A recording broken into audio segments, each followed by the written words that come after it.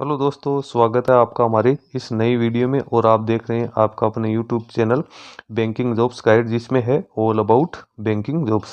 दोस्तों, life insurance corporation of India की ओर से W journalist specialist assistant engineers के रिक्रूटमेंट का नोटिफिकेशन वो जारी कर दिया गया। वर्ष 2025 के लिए जो वैकेंसी निकाली गई है, टोटल 841 पदों के लिए वैकेंसी निकल के आई है, जिसमें 350 पदों के लिए यहाँ पर जर्नलिस्ट की वैकेंसी निकाली गई है, 410 पदों के लिए स्पेशलिस्ट की वैकेंसी निकाली गई, 81 पदों के लिए असिस्टेंट इंजीनियर्स के पदों के लिए रिक्रूटमेंट है यहाँ पे निकाली गई है। जैसे इसका नोटिफिकेशन जारी हुआ था तो मैंने अपने चैनल पे वीडियो बना के आप लोगों को ऑलरेडी इंटीमेट कर दिया है, जिसमें मैंने सारा एलिजिबिलिटी क्राइटेरिया है वो आप लोगों को समझाया है। दोस्तों, इसका एप्लीकेशन फॉर्म है 8 सितंबर 2025 तक भरा जाएगा। तो जो भी कैंडिडेट, ये जो ऑफिशियल नोटिफिकेशन रिलीज किया गया है डब्ल्यूओ के रिक्रूटमेंट का, तो इसमें जो कैंडिडेट अपना एप्लीकेशन फॉर्म सबमिट करना चाहते हैं तो वो कैंडिडेट अब इसमें अपना एप्लीकेशन फॉर्म है वो सबमिट कर सकते हैं। एप्लीकेशन फॉर्म भरने के लिए सबसे पहले आपको जाना होगा www.licindia.in के रिक्रूटमेंट सेक्शन में। यहाँ पे जैसे आप आओगे तो आपको देखने को मिल जाएगा रिक्रूटमेंट ऑफ डब्ल्यू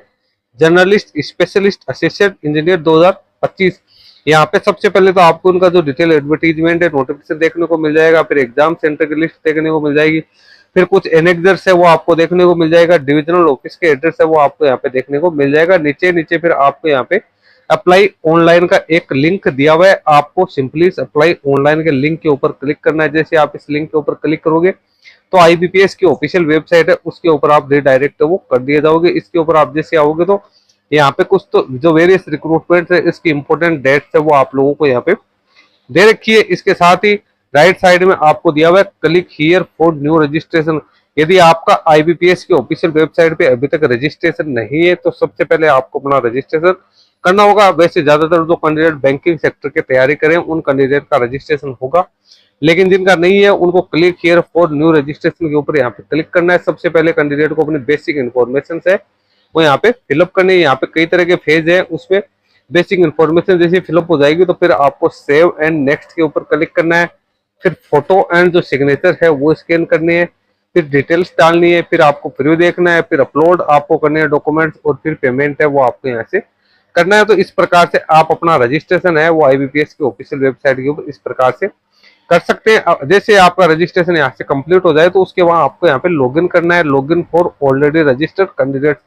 इसमें जो रजिस्ट्रेशन नंबर जो जनरेट हुए हैं वो रजिस्ट्रेशन नंबर आपको डालने हैं, पासवर्ड डालने हैं, कैप्चा डालना है, और कैप्चा यानी ये सिक्योरिटी कोड आपको यहाँ पे डालना है। ये डालने के बाद में आप सबमिट पे जैसे क्लिक करोगे तो आप अपने जो आपका जो यहाँ पे प्रोफाइल है उसके अंदर आप लॉगिन हो जाओगे और वहां से आप अपने एप्लीकेशन फॉर्म है उसको चेकआउट कर सकते हो। तो नीचे कुछ इंपॉर्टेंट डिटेल्स आपको यहाँ पे दे रही है, हाउ टू अप्लाई यहाँ पे लिखा हुआ है। जैसे आप हाउ टू अप्लाई के ऊपर क्लिक करोगे तो यहाँ पे आपको पूरी डिटेल्स है वो देखने को मिल जाएगी। इंपॉर्टेंट डेट्स आपको दे रखी है, डॉक्यूमेंट्स आपके पास क्या क्या होने चाहिए जिनको स्कैन करके आपको अपने पास रखना है। इसमें फोटोग्राफ आपके पास होना जरूरी है, 4.5 सेंटीमीटर इंटू 3.5 सेंटीमीटर, सिग्नेचर जो कि ब्लैक इंक में होने जरूरी है, लेफ्ट थंब इंप्रेशन जो कि व्हाइट पेपर पे आपको ब्लैक या ब्लू पेन से करनी है, हैंड रिटन डिक्लेरेशन वो आपको यहाँ करनी है, सिग्नेचर कैपिटल लेटर में नहीं होने चाहिए।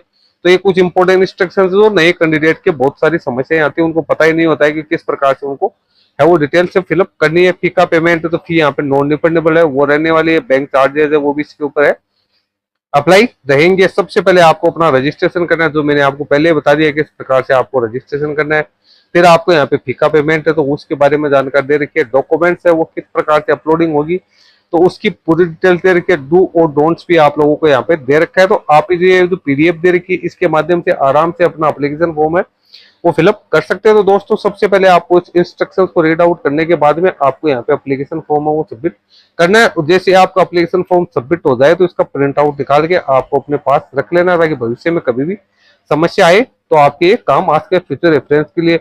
नीचे कुछ इंपॉर्टेंट पॉइंट्स है आपको दे रखे हैं, आपको इन इंपॉर्टेंट पॉइंट्स है उसको भी यहाँ पे रीड आउट है वो अच्छी तरीके से करना है, क्योंकि सारा एलिजिबिलिटी क्राइटेरिया जब तक आपके क्लियर नहीं होगा तब तक आप सही तरीके से अपना एप्लीकेशन फॉर्म है वो सबमिट नहीं कर पाओगे। तो दोस्तों, जिन कैंडिडेट के पास में ग्रेजुएशन पास आउट की क्वालिफिकेशन है, जिन कैंडिडेट के पास में एक्सपीरियंस है, जिन कैंडिडेट के पास में सिविल या इलेक्ट्रिकल में इंजीनियरिंग है, तो ऐसे कैंडिडेट इस वैकेंसी में अपना एप्लीकेशन फॉर्म सबमिट कर सकते हैं। वैकेंसी यहाँ पे परमानेंट बेसिस वैकेंसी निकाली गई है, जिसमें कैंडिडेट को काफी अच्छी खासी है वो पेज के लिए हाई पेड सैलरी यहाँ पे कैंडिडेट को है वो मिलने वाली है। तो दोस्तों सारी इंपॉर्टेंट जानकारी मैंने पहले भी आपको बता दी थी, और अब में जो इसका एप्लीकेशन फॉर्म बनने का लिंक जो एक्टिवेट हो गया, तो इसके माध्यम से आप अपना एप्लीकेशन फॉर्म किस प्रकार से फिलअप कर सकते हो वो प्रोसेस भी मैंने आप लोगों को यहाँ पे बता दिया। दोस्तों वीडियो यदि आपको अच्छा लगा है तो इसको लाइक शेयर करना, कोई क्वेरी या क्वेश्चन है तो आप हमें कमेंट करके भी बता सकते हैं। धन्यवाद।